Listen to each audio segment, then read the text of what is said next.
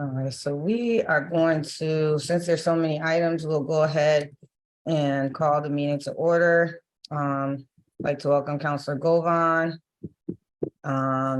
Thank you, Lieutenant Sheehan, Pat Burns. I don't know who M. Johnson is. Can you just introduce yourself, please? Oh, that's you, Miss. Oh, no, that's myself. Yes, hi. Good afternoon or good evening, everyone. I'm Milagros Johnston with the Springfield Mayor's Office of Consumer Information. We have a grant on the agenda. All right, I know who you are now. Thank you. After all these years, I hope someone does. Yes, you. Commissioner Colton Harris. Hey, Chris Ignoli. Hey, Councilor President Letterman just joined us. Thank you, Councilor. Felix Torado, Cruz Torado, can you just introduce yourself? Hi, I'm with Finance, Budget Analyst. Oh, okay. Did we meet in person? Yes, yeah, we did. Okay. All right, glad to have you. And we have Deputy Capo Lindsay Hackett joining us. So welcome, everyone. We'll go ahead and call the meeting to order. So the first item on the agenda is the state 911 support and incentive grant for $992,816. So who will speak to that? Thanks, Counselor. I can take that one. Sure. So this is the annual funding from the state for the 911 support. This is an anticipated award. Generally, we always get the same amount. So we're just putting it on the agenda for acceptance so we can get the account set up, because this does cover salaries for our dispatch department. Thank you. Any questions on that one from counselors? All right, seeing none, we'll go to the second item, Department of Mental Health Jail Arrest Diversion Program for $367,474. That would be me, Counselor. Thank you, Lieutenant. You have the floor. So we are entering our second, this will be a full year receiving grants from the Department of Mental Health for a co-response jail diversion program. We initiated the grant application last year in July. By the time things were hammered out and we came to an agreement as to how it was going to function in Springfield, we wound up with the last quarter of the fiscal year where we had approximately a quarter of the funding remaining for that year. This process was much smoother this year. The grant application went in through finance without a problem. With Sean Pham, did a great job. Got everything in. The amount was for $367,444. It'll go from this fiscal year of July 1st to June 30th of 24. The funds will cover 3 full-time BHN employees, co-clinicians, and a supervisor for dedicated co-response in Springfield. They will cover 3 different shifts depending on the need for service. The busiest times is where they're going to be applied. So there's some overlap in some of the shifts. It's typically right now we have a clinician Monday through Friday, 8 a.m. to 4 p.m. We have a clinician Tuesday through Saturday, 12 p.m. to 8 p.m. So you get that 4-hour overlap in the afternoon and early evening, where they tend to be the busiest times. And then we have an evening clinician Monday through Thursday, or actually I should say Sunday through Thursday, 8 p.m. to 4 a.m. So you catch the early morning hours. After 4 o'clock in the morning, things tend to die down. There's really not much of a need for it. One thing I can say that we did track, so the calls going up until June, we don't have June's totals in, but between March, April, and May of this year, when things started to get rolling, they initially had 68 calls in March, which they responded to.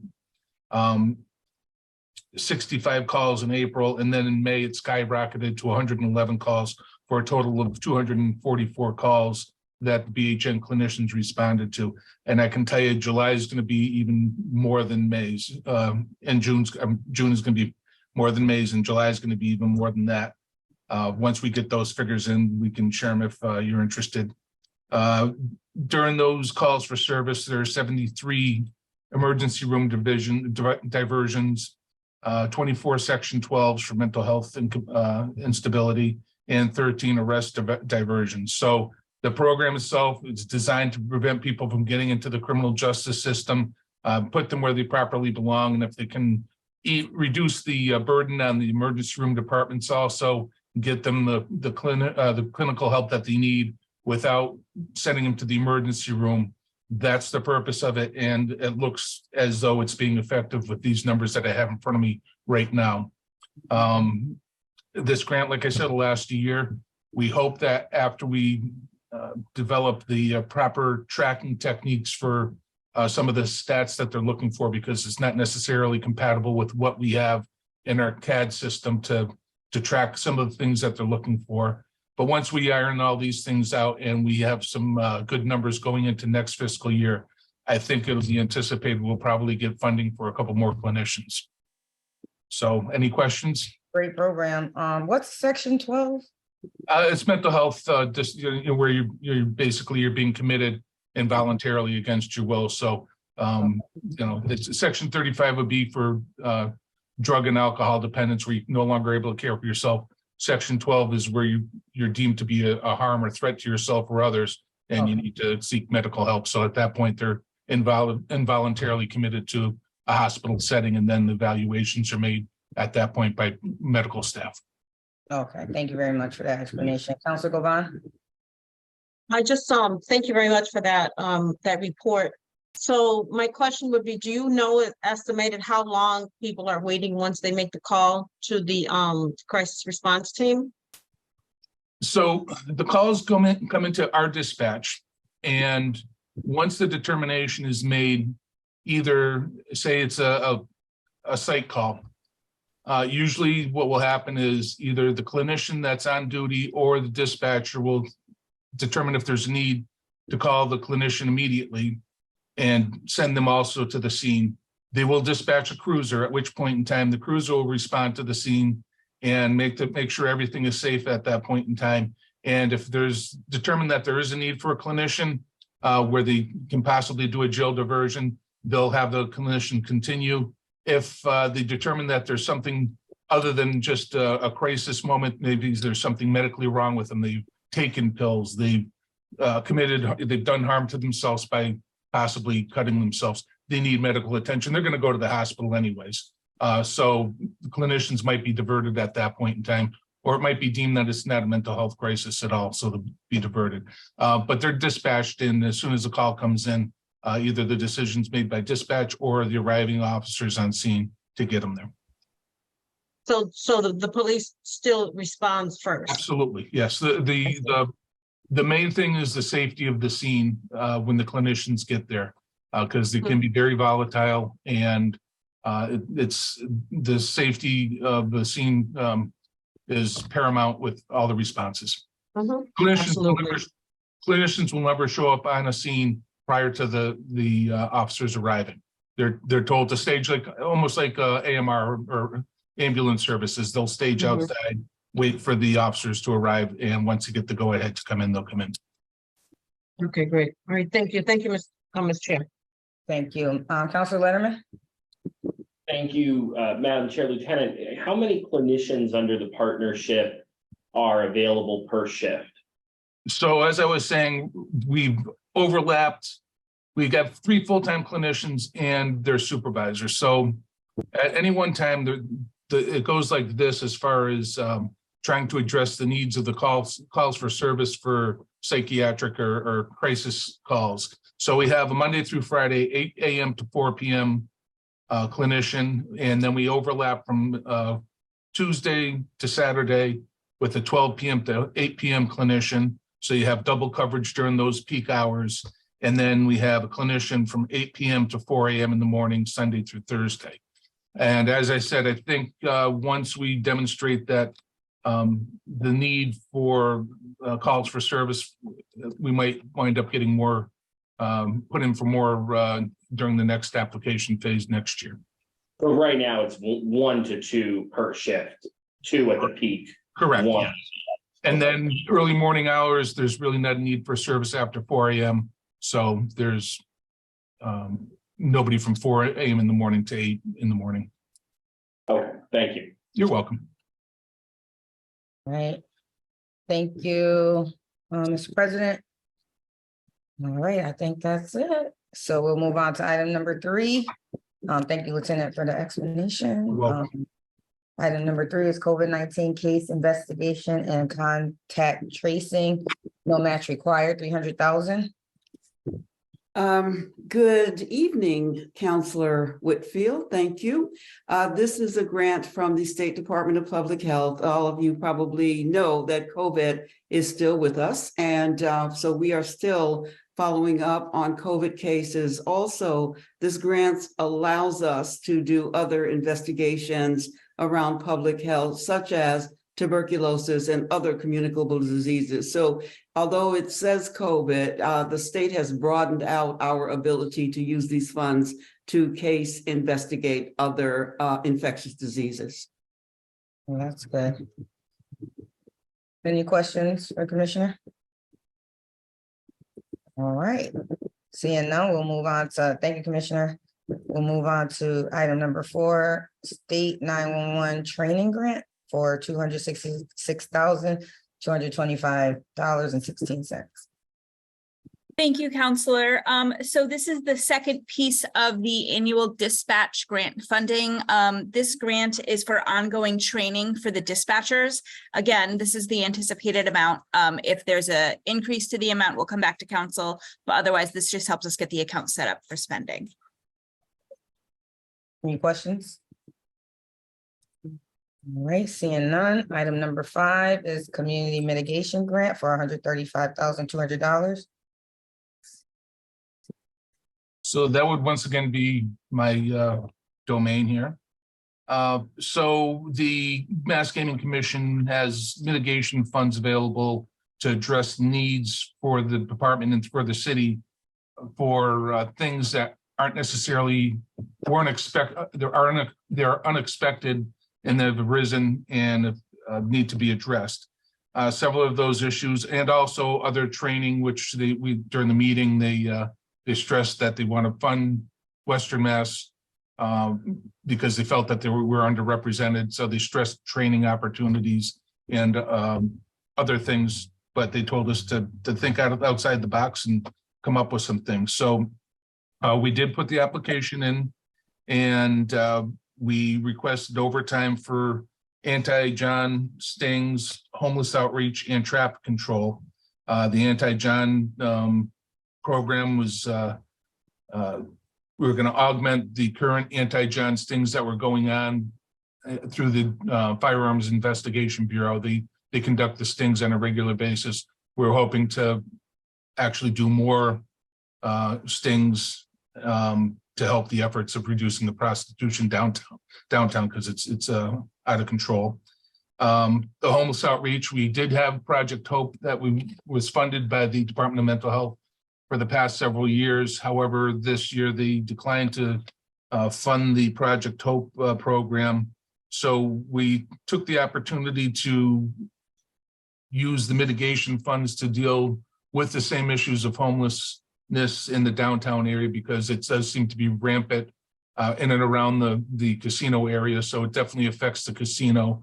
And this would be beneficial to trying to improve the individuals that are down there that are in a bad state and possibly get them the help that they need, housing, other social services, detoxification, and other things. So that we felt that the Project Hope was definitely worth trying to do it another way, and we put in for the funding for that. And also, due to the Civic Center parking garage being torn down, parking at the casino has become an issue because everybody is going over there to park for free.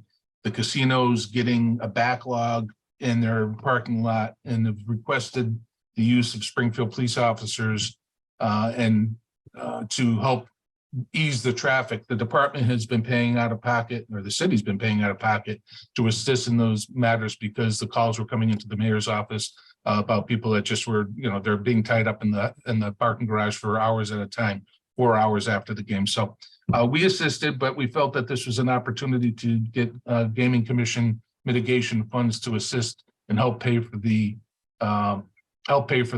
funding of those overtime positions. So we put in for overtime for traffic also. We put in for total request of $84,000.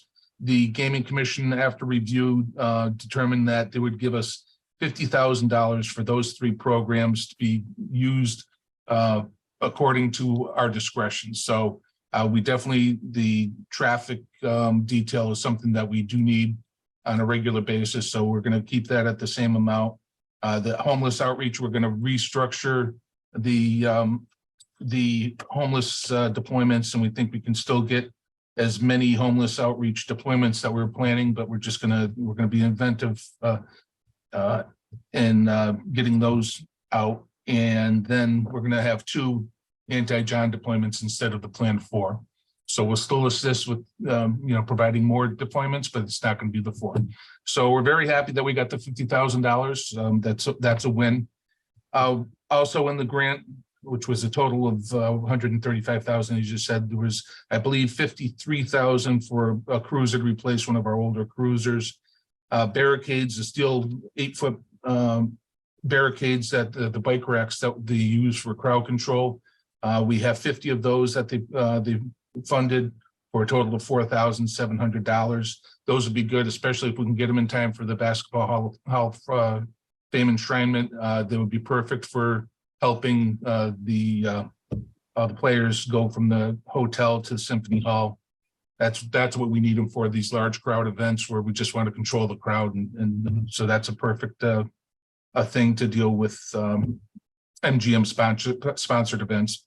And as I said, they were looking for training. They encouraged us to go for training. So due to the crowds that come into the casino and the hotels and bars that are down there, there has been sort of an uptick in sexual assaults involving date rape, drugs and such. So there's training that one of my officers went to, is sexual assault training. She couldn't say more about this program. She encouraged me to see if I could get funding for it. So we put in for training for 5 officers, so they'll backfill either the overtime needed to replace them, so we can send them without a cost to the department. So we put in for 5 positions for this training, and they've been awarded the funding for that, which was $12,000.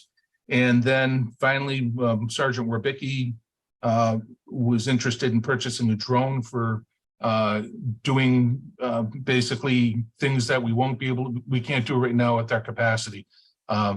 So if we're doing a search mission for somebody jumped off the bridge into the water, the drone we could put up, it has infrared on it. We can see that person floating in the water or swimming in the water if we could.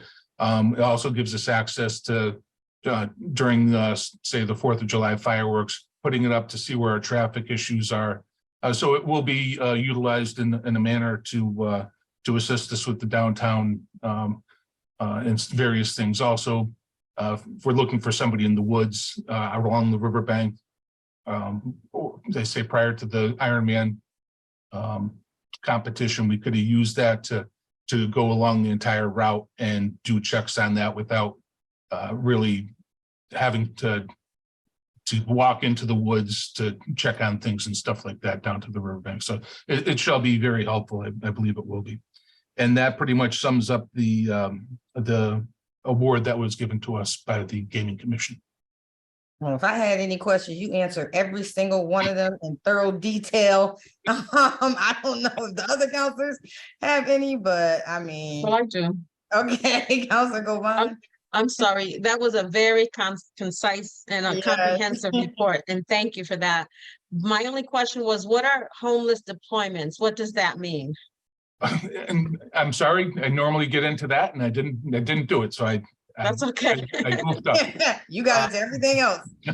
You did. So the Project Hope was, and I'll tell you what we did and what we plan on doing. It's we'll team up with the co-clinician, and we will go out and we'll seek out individuals or homeless, substance abusers, anybody that appears that they might be in mental distress in the downtown area. That's, you see them every day down there walking around and they're just not in the right mind.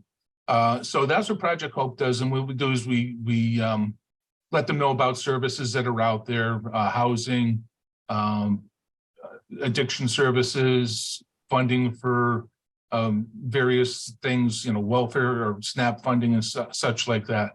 Try to get them to the right services. Then we take that information and we give it to our hub and core coordinator, Suhaili RC, and once she gets any information on any individual that may be in need of these services, we've told the individual, and then we tell Suhaili. Suhaili puts it out to the community at large, where she'll see if there's anybody that's heard of this individual, if they've been in the services before, and if they can make contact with them again, or establish new services for them. So we can try and get them out of the circumstances they are. So they've done a good job. It doesn't have a high success rate, but it's high enough to continue where we believe you can't not try to help these people out. It's a terrible addiction, this problem that's going on, and so we got to try and you can't lock your way up out of it. That's what everybody says, and it's true. This addiction just grips a hold of them, and it's getting worse and worse and worse. So that's our hope, is to at least try and get these services out to them, and that's what the homeless outreach is. And Lieutenant, you're saying that's only focused in the downtown area? There's the mitigation funds have to do basically with the downtown area because it's casino related. However, the area of operations are definitely going to be the downtown area, but follow-up visits could go outside the area if the person originated in the downtown area. And I think that the homeless issue does creep up into to the other areas. I think we might be able to broaden, because if they're not up there, they're going to make their way down to downtown. Right. They're all over the place. Yeah. So I don't think that it would be out of line if we expanded it as, to a little bit more jurisdiction and immediately around the casino. Right. Yeah, because we've had a lot of complaints in our neighborhood, up here on Boston Road. There's, I think, one allegedly homeless person on every corner with a sign. And I don't know if they're being serviced or if they're being reached out to. But thank you. Those are my questions. And thank you for your report. Thank you, Madam Chair. Thank you, Counselor. I see Counselor Allen has joined us all the way from where he's at, Ireland, I think. Thank you, Counselor Allen, for joining. We see ya. All right, we're going to continue the meeting with the FY24 local consumer aid grant for $125,000, no match required. Hi, Milagros, that's you. Hello, yes, thank you. I'm sorry, I had a hard time figuring this out. You haven't done a Zoom meeting in quite a while. Thank you, Counselor. Okay, so this program is an indispensable program here in Springfield. It's under the auspice of the city of Springfield for the past 20 years. And this year we got a pretty good jump in our grant from AG Campbell. We do two things. We educate consumers on their rights, which is extremely essential these days, especially with the scams. And, our motto is education is the best prevention. And we advocate for that every single day in the community, not just Springfield, but throughout Hampden County and parts of Worcester County, for which we're funded to service. And then we also mediate consumer complaints. And last year we exceeded $500,000, closer to 600 actually, in savings to consumers. And the bulk of that went to Springfield residents. Okay. Mm-hmm. No explanation needed for me. Any questions from anyone? Any other? I just want to say hi to, I'm sorry, Madam Chair. Oh, that's okay. Just want to say hi to my classmate from Of Commerce. course, yes, Commerce Days, thank you. There's Raiders. Yes, Radar Days. Radars. Thank you, everyone. I'll see you at the I think meeting. Councilor Letterman has a question for you. Of course. Thank you, Madam Chair. Just a really quick question. Millie, it's great to see you and you know, Nice you're to here see you. every year with your grant. We get to hear a little bit about the work that you're doing. The one question I just had is how often are you seeing people in person at your office at City Hall versus how much of it now is virtual? We see a lot of, we still get walk-ins, not as much as before, because now everyone got used to doing things online, and the Attorney General now wants the complaints to streamline through their office. So all the complaints are centralized in their office. So if a constituent comes to our office, then they need to file a complaint. We will either give them the complaint form to fill out, or if they feel the need to provide them with the assistance to fill it out for them, we will gladly do it for them, either in person or over the phone. And we've seen a pretty large number of those consumers that have asked for help. Either they can't write, they don't have a computer, they can't read. And so we are happy, either Julie Marr, who also is bilingual, speaks Spanish fluently, and I are more than happy to assist consumers. And those are primarily the seniors, actually, who don't have a computer, who don't have internet, who don't feel comfortable asking someone else to do it for them. So we provide that service to them. So yes, we do take walk-ins. We prefer appointments, of course, because we do so much outreach. In fact, we're mandated to do 6 outreaches during each fiscal of the grant. And so far this month of July, we will exceed that 6-month limit that we were required to do. That's just in 1 month. A large percentage in person. A large, yes. Mhm. I'm just thinking about where you're actually located, because you know, you're up there on a top floor at City Hall. I'm just thinking, I don't know if we've ever considered moving you over to the senior center where there's more parking and a little bit easier access. Obviously not to open that whole discussion today, but it just kind of, you know, I know I've been in your office, you do great work with it. And the more accessible we can make you, the better. Well, if I can respond to that, and thank you for that idea. I believe that the City Hall location is a good fit for us, because don't forget that we serve all of Hampden County and parts of Worcester County. So it is a centralized location for those that are traveling in from other towns. They can get off the highway, just come downtown, as opposed to having to travel out throughout different parts of the city. As it is, some consumers that live, for instance, in Long Meadow, Wilbraham, that feel they have to come in person to drop off supporting documents for their complaint, they don't feel comfortable coming to Springfield, believe it or not. And we've had to assure them that it's perfectly safe to come downtown. Well, it is definitely perfectly safe, and we hope they will continue to utilize your services. But all right, we'll carry that discussion at a future time. But I'm just trying to get an idea of how much is in person versus virtual. Thank you so much, Matt. You're welcome. Thank you. Thank you. Any other questions from counselors? All right. Thank you, Millie. You're welcome. We appreciate it. You're welcome. Item 7 is expanding COVID-19 vaccination grant award increase to $27,500, no match required. Good evening, counselors. This is a grant from the federal government to expand our COVID outreach vaccinations across the city of Springfield, but particularly focused on our homeless population.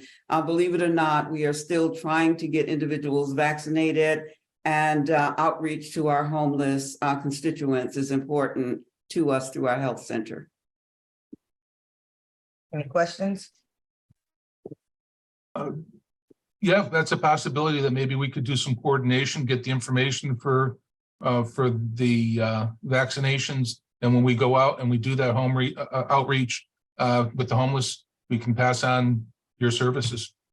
Happy to give you the information, Lieutenant Sheehan. Thank you very much for offering. That's a great idea. That is a great idea. Thank you both. Next item is the FY24 Shine Grant, no match required, $14,371. This is the Serving Health Needs of Elders grant through the Department of Elder Affairs. Again, it is an outreach grant to make sure that our seniors feel comfortable with their health plans and assuring that they have access to quality health care services. The main grant is more than this. We were awarded,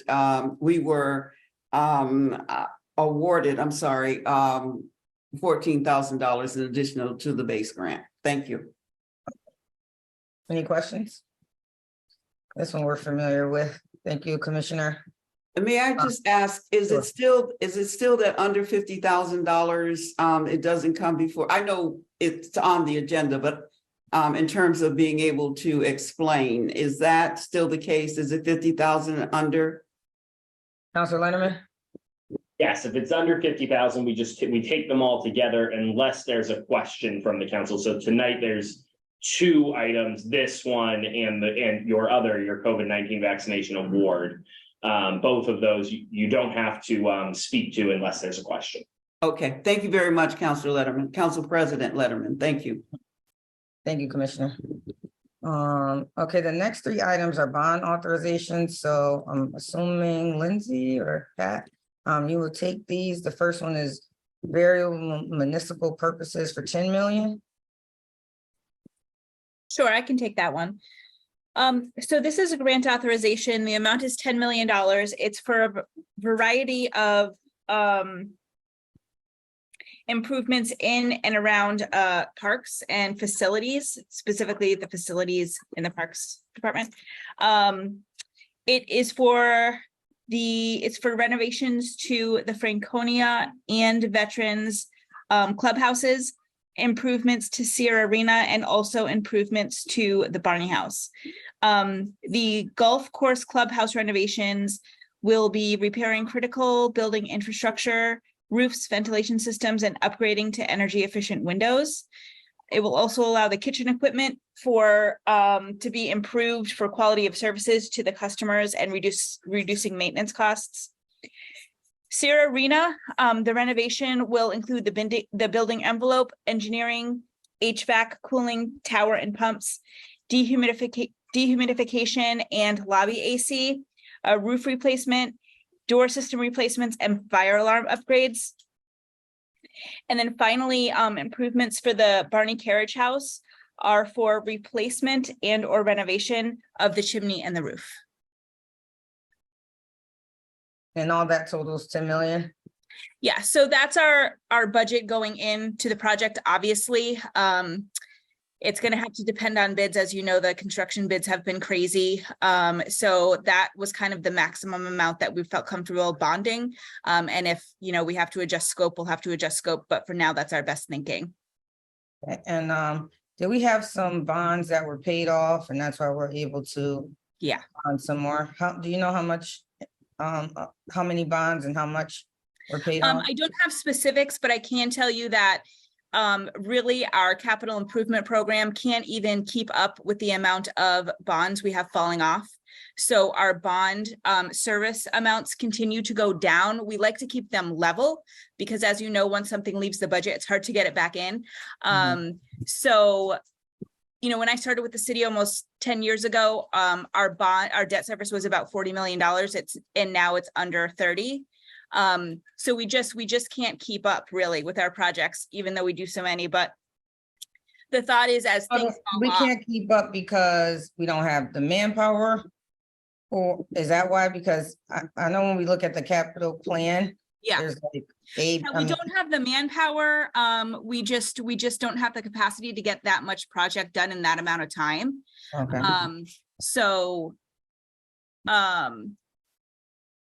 I mean, we continue to add obviously capital improvement on, and we can always slow it down if we need to, if we know that, we're going to have to start reducing our debt service, but we're on a declining schedule. So it's just going to keep going down unless, we keep adding to it, which is what we try to do, but it still goes down. Let's get some more schools done. Schools look great. We're trying. Schools look great. I can't wait till that school is done over in Mason Square. Wait.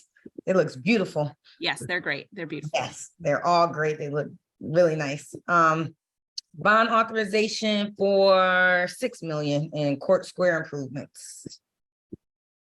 Good evening, councilors. Chris Signoli, DPW Director, and Lindsay, I'll volunteer to take more money.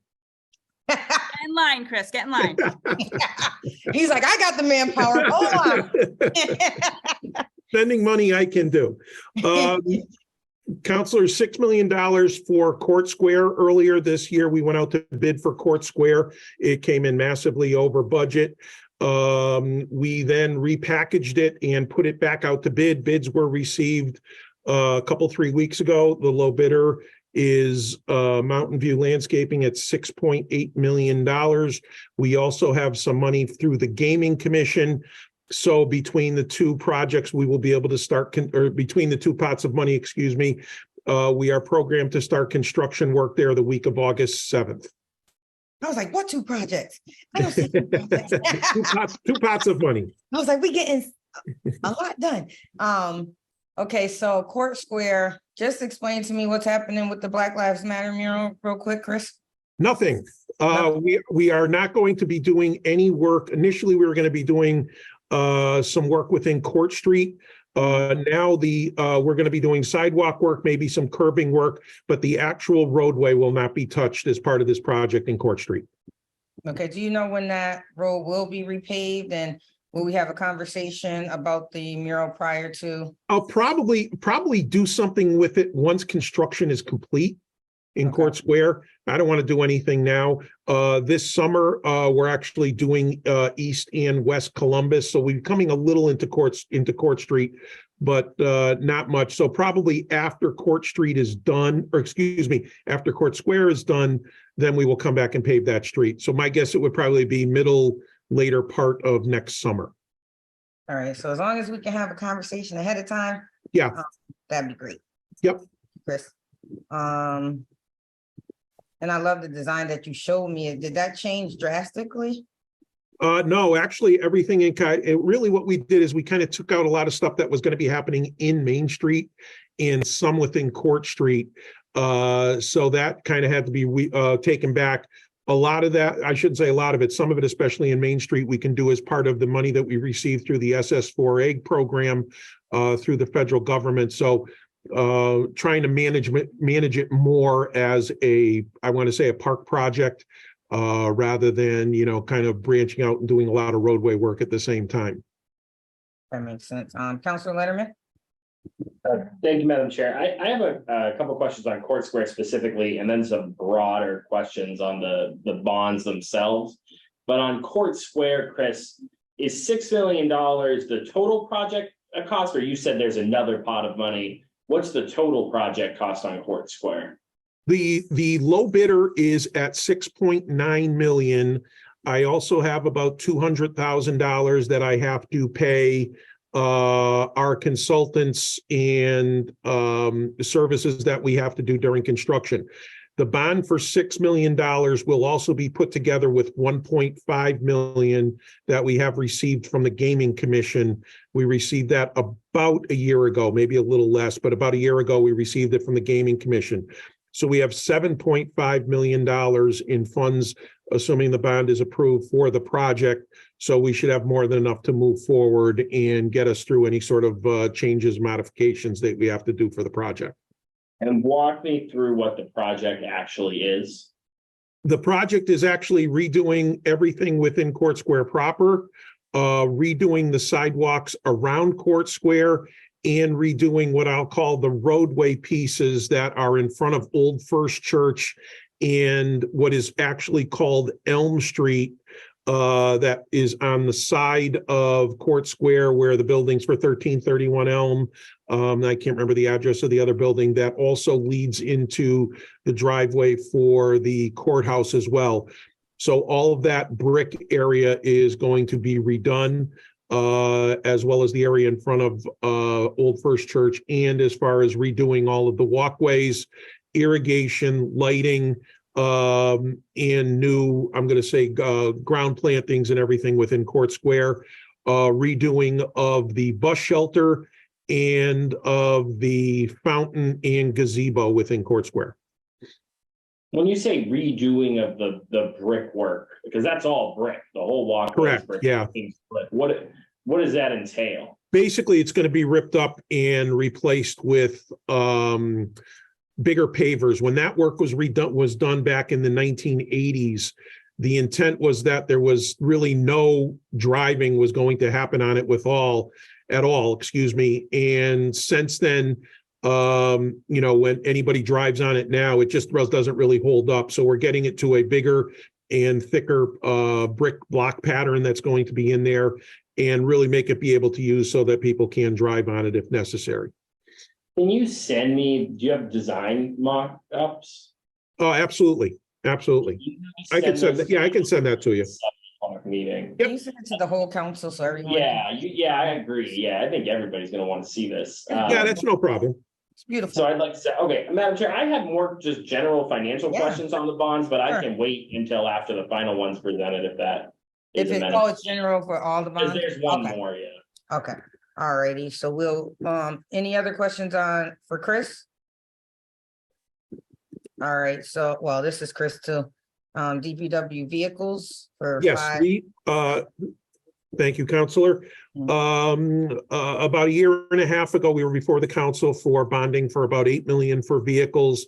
This is year 2, after discussions with finance with regard to either put it in the budget or bond it. It has been decided to bond. The DPW is looking for $5 million.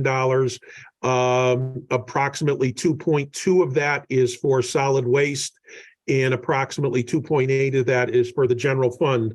The solid waste division, we intend on buying 5 fully automated vehicles. Those vehicles are about $400,000 a piece, along with a pickup and a Bobcat for the landfill. The general fund side is for 44 vehicles. Just want to make sure I got it here. Shared between, let's see, assessors, TJO, code enforcement, parks, facilities, DPW, and I think I'm missing one, but they are all split up between all the various departments in the vehicle, in the city, excuse me. In 2021, we put together a 5-year plan that looked about 5 years out plus as far as doing vehicle replacements. Our value of vehicles, we have 400 and let's see, where's my number? 463 vehicles of all different sorts in the city, and our value is about $38 million. So if we have a 10-year life, we should be spending on an average of 10-year life, we should be spending about $4 million a year for replacement of vehicles on an average basis. We went through a number of years, a few years ago, where we really weren't buying anything. So we're a little bit behind the curve, but moving forward, we're looking between $3.5 and $5 million per year if we stick with the 5-year plan, plus moving forward on vehicle replacements within the city. I thought last year you bought vehicles. We did. We did Okay. 8 I want to say it might have been a year ago, January. We did 8.1. About $1 million of that was for the fire department. We were just processing their stuff. The rest of it was for the DPW. We hadn't, or excuse me, for the DPW for all of the city agencies. We purchased 93 vehicles, and we are in the process of purchasing 93. Not all of them are in yet, but we hadn't done a full purchase of vehicles since, I want to say 2016. We had kind of been buying them 1 or 2 at a time over time. So last year was a very, very big catch-up year, especially for a lot of construction-related equipment and some solid waste vehicles as well. So the vehicles that you're replacing, 44 general fund, and I forgot how many you said DPW, 5? 7, excuse me, 7 So- total in solid waste, yeah. The vehicles that they're replacing all have met useful life? Oh, absolutely. If you drive by DPW, you'll see some big green trucks sitting by the fence that are no longer operable. A number of dump trucks that are no longer operable, and the same with a handful of passenger vehicles, especially when you're talking about code and building, where they have a significant amount of vehicles that put a significant amount of mileage on them. Okay, thank you. So I'm gonna turn it over to Councilor Letterman for his general bond questions. Thank you, Madam Chair. Quickly, Chris, on the vehicle purchasing, Councilor Whitfield and I last year, I know, had a meeting with you about our plans to try to go after more fuel efficient vehicles. Mhm. What's that look like in this round? What we've been doing is we've been trying to get some quotes just for informational purposes from a lot of these entities through the state bids for electric vehicles. Most of them at this point cannot provide us with any. They're looking at 2 years out if we are talking about anything related to, I'm going to say, an F-350 style pickup truck or under, if you're talking about a 250, a 150 or passenger style vehicles. The other option or the other issue that we have to deal with that I've been trying to work with Eversource on is trying to gather a location, number one here at Tapley Street and any other locations in the city where we can start putting in chargers. The issue that I have here at Tapley is if we're dealing with code and building, how we're going to go about getting those vehicles charged and coordinated on a daily basis and being able to get that done. So we're looking into it right now. The issue that we're dealing with is kind of two issues. One is cost, the other is delivery. A third on the side of it as well is we would end up having to purchase significant warranties on these vehicles simply because our staff right now, from a service standpoint, we are not trained on the electrical vehicles at this point, so we would have to go through that as well. But we're kind of slowly dipping our toe into that water to try to find out what we can do. And I think step number one is working with Eversource to figure out what we can do for a bunch of charging stations up here. What about hybrids? We have a handful of hybrids in the city now simply because we bought them because they've been available, but they've been more dual fuel than they have been straight, whether you're talking about unleaded versus electric, because a lot of those vehicles, they're outside, as I'm saying, you're talking about 2 years to get some of these vehicles. So we didn't even look at. I'm just talking about like for when we're doing like passenger vehicles, I'm just talking about like hybrid electric or, for code enforcement. Are we looking at that at all? Yeah, has been the issue when we've been trying to do them off of the state contract. The delivery time's been 2 years. Providing us with hybrid electric off the state contract. Okay. It's just been it's out too far. The state wants us to meet these goals, and we should. Right. But if they're not putting them into the state contract, is challenging. Okay. Well, one of the things that I've noticed on vehicles in general, that very few entities right now are post-COVID are going to start just making vehicles to have on the lot everywhere. Right. Most of them are now getting them to order, and that's why we're getting, certain vehicles are taking, trash vehicles always take a year, but certain other vehicles now are coming in longer, and especially the straight electric and or the hybrid electric. Thank you, Chris. I'll jump to the point on the bond questions because I know we're running short on time, and I appreciate the chair. Lindsay, what's the total anticipated cost of the 3 bonds? The total anticipated cost? In terms of after interest fees, once we're done with them? It's going to depend on the useful life of the vehicles because it's going to depend on the term that we end up issuing the debt for. So the vehicles might be between 5 and 10 years. And then depending on what bond counsel says, the other ones could be between 20 and 30 years. So it really depends on what the term is. And on the $10 million general bond that the first item 19 on later on its agenda, do you have a breakdown on how much is anticipated for each project? I don't have those details, but Pat Sullivan will be here, so hopefully he'll be able to shed a little bit more light on how the funding will be allocated to the different projects. And for the clubhouses, I tell Pat I'll also be interested on what's our revenue off of them annually. Mm-hmm. I'll want to see that before we vote. Okay. And last question is just our once if these were to pass, and perhaps where we are now versus once they pass in terms of our total bonding capacity. Can you speak to that? Well, our total bonding capacity usually is around $40 million. And right now we are at, for FY24, about 23 million is our total debt service. Can we look at bonding additional funds for roads and sidewalks? I'm sorry? Have we looked at bonding additional funds for road and sidewalk repair? Yeah, we have done that in the past, just a couple of years ago. The past couple of years, we've actually used free cash. And also, just for that, Counselor Letterman, we are in the midst of a $7.5 million roadway sidewalk bond that we're doing this year. And I believe it was a month or two ago, we did an additional 2.5 million. I just know how much of a backlog we have, and so anywhere where there's additional capacity, I think we should be taking it up. So that factors into my thoughts on what we're choosing to bond for versus not, but I'll wait to hear Pat at the general meeting. I Thank tell you. Lindsay, give me the money, I'll spend it. I'm trying to help you out here. Is that all, Counselor? Yes, Madam Chair, thank you. Thank you. So when you said 23 million in bonding, Lindsay, is that before or after, if these are approved?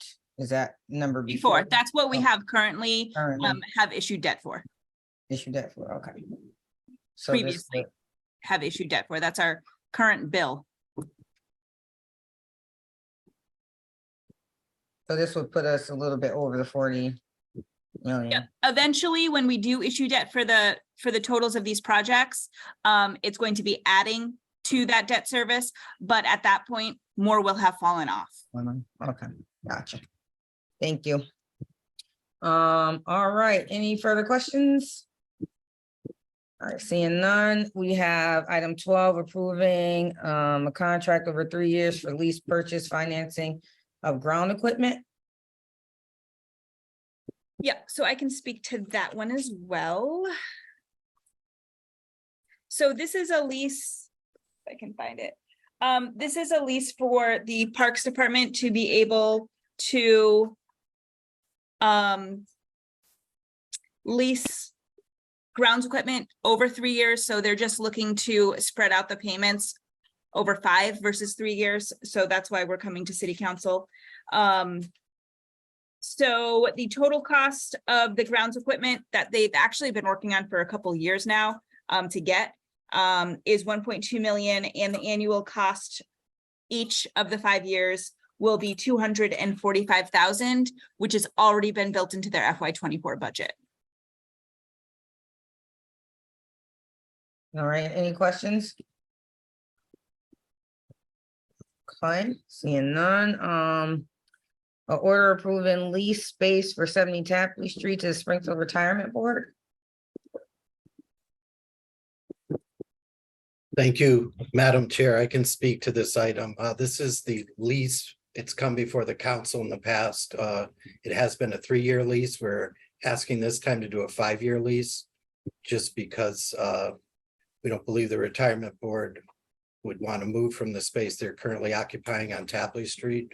Works out very well for retirees. There's parking and it's centrally located. So hoping the council will approve this evening. This is, I'm confused on this one. The city, is it an in-kind donation for the space? Because I don't see a number there. They pay approximately $23,000 a year to the city for the rent, I believe. So the retirement board pays that to the city, Correct. right? Okay. All right, I was confused. I was like, the city is paying for the city for this? space? Well, indirectly, the city is Yeah. paying for it. We Yeah. fund the retirement system, but a little piece of that payment is coming from the Housing Authority and the Water and Sewer Commission also, because Okay. they're members of the retirement system. Oh, I see. Okay, I was really confused, like, city's paying the city. All right, any other questions on that one? Coin, seeing none, Pat, you're up with the May revenue and expenditure report. Okay, actually, there was some questions on debt service, and there is a section on this report with the debt service budget and the year-to-date expenses. That includes both the principal and interest, but just for clarification purposes, last year we retired $17,675,000 in debt. So that was the principal payments of this $27 million budget. So we paid that. Correct. So that came off of our issued debt. So in essence, we freed up about $17,675,000 for future projects. such as the ones that are on the agenda tonight. Fine, fine. Thanks, Pat. All right, anything else you want to highlight in the revenue versus expenditure report? Really, we're right on budget. The numbers are coming in very similar to last year, except on the revenue side. Last year, we had that large Eversource payment. So actually, at this point last year, our revenue budget was at 100%. As you see, this year we're at 93 through 11 months. And then on the expenditure side, last year we were at 86% expended at this point in the year. And this year we're at 85%. A large portion of the surplus is made up of the school department. And that is due to net school spending. We're going to have to give them a lot of this money back if it goes unexpended. And also they have teachers that are paid, they choose to be paid over 26 weeks. So they actually get paid in the summer. And then I accrue that expense back to fiscal year 23. And we actually had a payment last week, the first 26-week teachers payment. I know, fine. Any other questions on that for Pat? Okay. Shit, I lost my agenda. What's next? All right, thank you, Pat. Order authorizing the transfer of real property known as 169 Maple Street and Southside Central Street to Davenport Advisors LLC. So I believe this is Brian Connors. And he should be at the 7. But he's not here now. Okay. Alrighty, no problem. So we'll wait on that one. We have a library donation of 120. I don't think we really need to go over that. Because we are limited on time. And then we have the FY24 Community Foundation of Western Mass donation for Old First Church for $45,900. Yeah, so this is a donation. The use is very specific. It's for the maintenance and upkeep of the organ in Old First Church. So that's what this donation is for. So the Old First Church, I don't know why I keep thinking in my head that a brewery was going there or something. Am I thinking about the wrong location? I do not know. I forgot the name of the brewery. The new one, but maybe it's a different location and I'm just confused, but I'll find out later. You could be right, but I don't know the answer to that. Pat, you unmuted. You know what I'm talking about? Yeah, I think that's on Worthington Street or maybe not Worthington, the street over where Department of Revenue is, Taylor Street, I believe. Okay. And it's Loophole Brewery. Yeah, loophole. That's what I was thinking, loophole. I knew it was an L, but I was gonna mess it up. Okay, so I was just thinking about the wrong location, but thank you, Pat, for that. All right, guys. I know it was a long meeting today, but that's all we have. So thank you for the great meeting. See you at 7, some of you. All right, thank you. Bye. See you there. Thank you. Bye, counselors.